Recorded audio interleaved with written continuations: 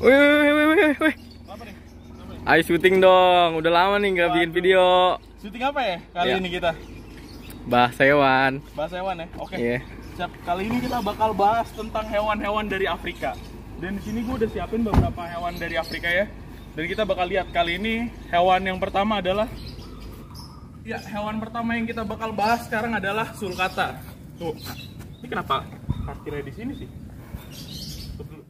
Iya, kayak lu baru datang gitu. Ntar gue nyamperin. Aneh banget gak sih? Biarin ya? Biarin lah. Oke. Drama dikit nggak apa-apa. Ya, kita lanjut ke pembahasan topik utamanya. Kali ini kita bakal bahas tentang hewan-hewan dari Afrika. Dan hewan-hewan dari Afrika ini unik banget dan cukup banyak di Indonesia yang udah breeding ya. Salah satunya mulai dari Saffmon, sulcata, dan beberapa hewan yang bakal kita bahas lainnya. Yang pertama yang mungkin bakal gue bahas adalah sulcata dulu ya. Sulcata ini adalah kura-kura asal Afrika yang dimana dia itu bisa tumbuh sampai 71 cm dan dia tergolong sebagai kura-kura terbesar nomor 3 di dunia. Dan di sini kenapa gue taruh di tempat kayak gini? Ini bukan tempat utamanya karena biasanya tempat utamanya adalah kita umbar. Sekarang sekalian kita umbar karena ini habis gue rendam. Sulcata perlu direndam supaya dia pencernaannya lebih lancar dan perlu sekalian juga dijemur. Seperti biasa ya di sekitaran sini. Ya udah gini doang sih biasanya. Nggak repot-repot banget. Nah, sulcata ini salah satu kura-kura yang bisa dibilang gampang-gampang susah ya. Kenapa bisa dibilang gampang-gampang susah? Karena sulcata ini biasanya dia memerlukan cahaya yang cukup panas. Dan kalau untuk yang size baby sendiri, yang paling kecil itu size baby, itu tuh rentan mati bisa dibilang karena penyakitnya cukup banyak, mulai dari flu, BS atau bladder stone, dan beberapa penyakit lainnya. Tapi kalau untuk sulcata yang di sini sendiri, ini tuh ukurannya udah sekitar 13 sampai 15 cm. Dan di sini gue ada 5 ekor. Dan sulcata yang ini tuh adalah salah satu sulcata yang cukup unik gitu ya. Karena sulcata itu dia bisa makan hampir segala sayur gitu. Cuma kalau dikasih sayur yang nggak bagus juga ya bisa bahaya buat dia. Jadi gue tetap kasihnya paling fumak dan beberapa sayur-sayur lainnya yang emang buat sulcata itu aman gitu ya. Dan ya, ini dia sulcata. Ini bisa dibilang ukurannya masih juvenile ya, ukuran sedang. Dan pertumbuhan dari sulcata ini cukup cepat sih. Kalau gue pribadi kasih makan dalam sehari itu cukup satu kali sehari sih. Jadi nggak usah 2 kali sehari, tapi cukup 1 kali sehari. Tapi porsinya lumayan banyak. Dan ya, ini dia sulcata. Dan varian warnanya juga banyak ya. Bisa kalian lihat ini mulai ada yang cerah dan ada juga yang gelap-gelap ya. Yang kayak gini ini yang gelap. Ya sebenarnya ini tergantung selera sih. Menurut kalian lebih bagus yang mana? Karena setiap orang punya preferensi yang berbeda-beda. Dan sebenarnya kalau sulcata yang bagus itu tuh yang ininya tuh bener-bener bulat gitu rata. Kalau ini bukan yang grade A sih hitungannya. Jadi kayak ini tuh paling grade C atau grade B gitu ya. Kalau yang grade A itu bener-bener dia ngebulet dan nggak piramiding kayak gini. Ini rada piramiding tapi yang nggak terlalu parah lah. Biasanya kalau yang bener-bener bagus itu tuh dia ngebulet gitu kayak bola ibaratnya. Dan itu salah satu poin plus dari sulcata yang kalian perlu pahami sebelum kalian memelihara. Dan di sini gue bukan expert dalam bidang kura-kura. Jadi kalau misalnya kalian mau bahas tentang kura-kura atau mau tanya-tanya soal kura-kura, jangan ke gue karena gue nggak terlalu expert di sini. Kalian bisa cari YouTuber lain ya, banyak ya. Mulai dari Bumi Reptil dan Iqbal Isda mungkin dan beberapa YouTuber kura-kura lain yang mungkin lebih kompatibel untuk bahas kura-kura dibanding gue. Oke, jadi itu hewan yang pertama dan kita masih ada hewan lain mulai dari ball python, savannah monitor, sampai satu lagi yang unik albino African cloud frog. Nah itu jarang di Indonesia dan kita nanti bakal bahas. Oke, kita lanjut ke hewan yang selanjutnya, ball python.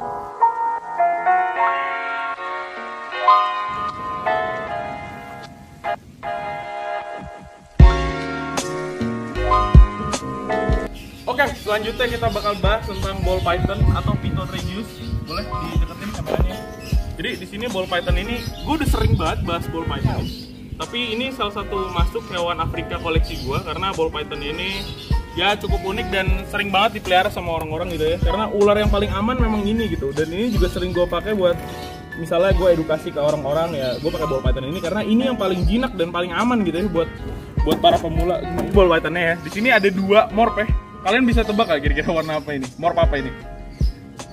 Mungkin banyak yang kira ini normal ya, tapi sebenarnya ini bukan normal, tapi ini morph mocha dan ini satunya morph leicester. Dua-duanya sama-sama gen pencipta Lucy ya.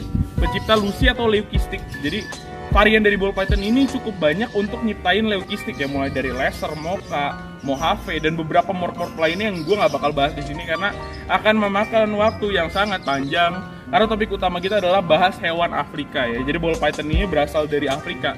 Afrika dari mana? Banyak lokalitinya, banyak tempatnya. Pokoknya ini sekitaran Afrika ya. Karena kalau gue bahas detailnya juga bakal ribet gitu ya. Karena Afrika tuh mulai dari Nigeria, Sudan, dan masih banyak lagi gitu Afrika lain.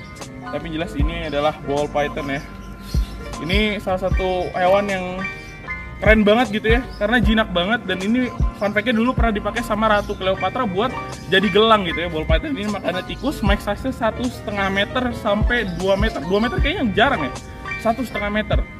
Dan ya, ini dia ball python. Kalau untuk detailnya gue pernah bahas di video pembahasan ball python, tapi untuk sekarang gue cuma bahas singkat aja ya, karena ini salah satu hewan Afrika koleksi gue. Oke, kita lanjut ke hewan yang selanjutnya, Savannah monitor atau Varanus exanthematicus.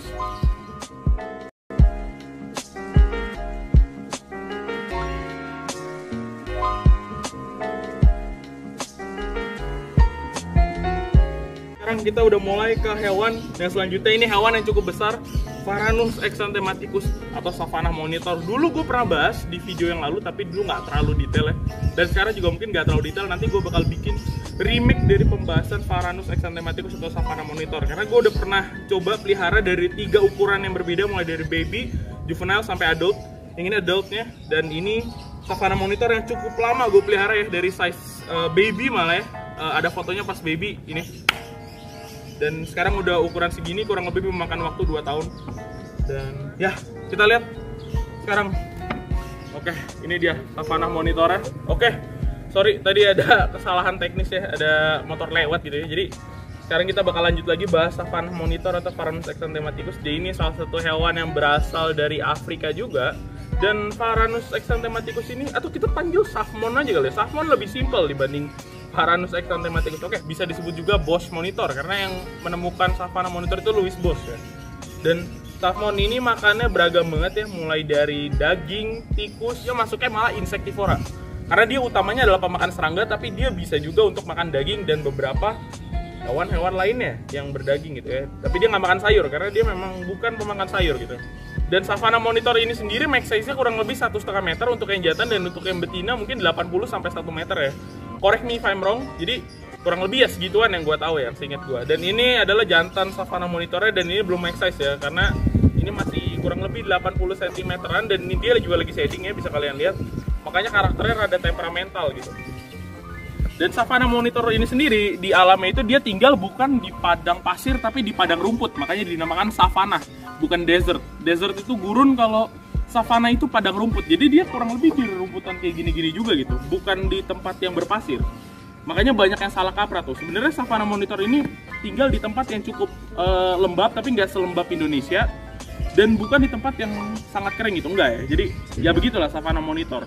Dan kalau untuk Savannah monitor ini sendiri lifespan-nya kurang lebih 15-20 tahun, sama seperti beberapa hewan lain, rata-rata 15-20 tahunan juga ya. Dan bisa kalian lihat ini tuh keren banget karena bentuknya benar-benar kayak dinosaurus ya.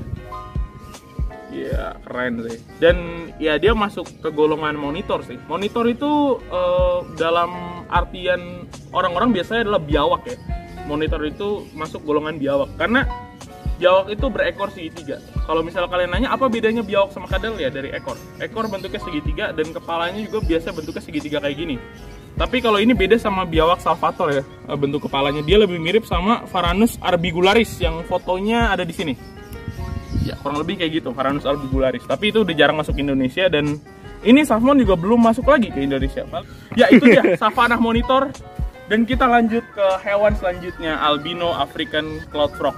Ya, oke. Ini adalah hewan terakhir ya, African albino cloud frog. Sebenarnya dia ini masuknya African cloud frog ya. Kita boleh didekatkan, Pak. Nah, African cloud frog. Ini beda dengan yang kalian lihat di toko ikan ya, karena di beberapa toko ikan kadang-kadang ada African cloud frog, tapi itu yang dwarf African cloud frog. Dan itu yang versi kecilnya, dan ini yang originalnya nih, yang gede. Ini tempat sementara ya? Iya, ini tempat sementara karena ini taruhnya sebenarnya gue di akuarium ya. Jadi ini kita buat syuting aja, jadi kita taruh di sini biar supaya kalian bisa ngeliat ya detailnya.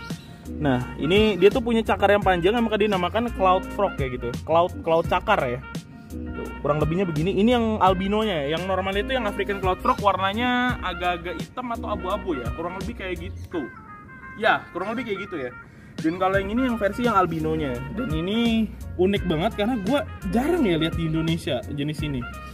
Dan kurang lebih gue lupa harganya berapa. Mungkin kalau yang tahu bisa tulis di kolom komentar. Kalau yang dwarfnya sih murah ya, sekitar 10.000 juga udah dapat gitu yang dwarf Cloud Frog ya. Tapi kalau ini yang versi original yang gede.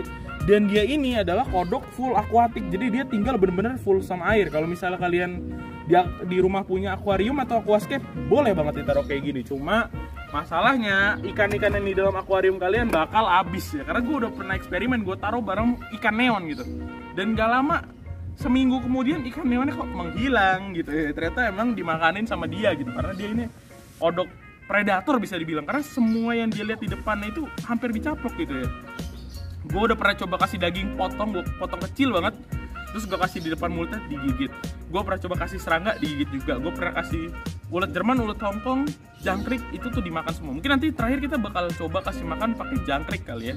Karena teknik makannya dia ini unik gitu, dia makannya pakai tangan gitu. Cuma gue nggak tahu dia mau makan atau enggak karena hari ini udah dikasih makan.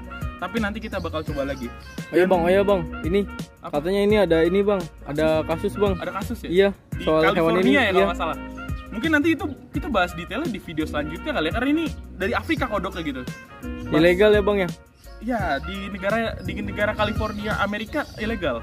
Tapi kita bakal bahas di video selanjutnya. Kita sekarang bakal coba kasih makan dulu dan kita balikin ke akuariumnya, baru kita kasih makan pakai jangkrik dulu ya. Oke, langsung kita simak ke videonya. Oke, jadi kali ini kita bakal kasih makan kodok yang putih ya. Jadi ini kodok putih, seperti yang gue jelasin tadi, ini adalah albino cloud frog, African albino cloud frog. Ini beda dengan kodok cloud frog yang lainnya yang biasa kalian lihat di tukang ikan, karena kan ada yang kecilnya tuh, yang versi dwarfnya. Nah ini versi yang gedenya, yang tadi gue udah sempet jelasin. Nah sekarang kita bakal coba kasih makan ya.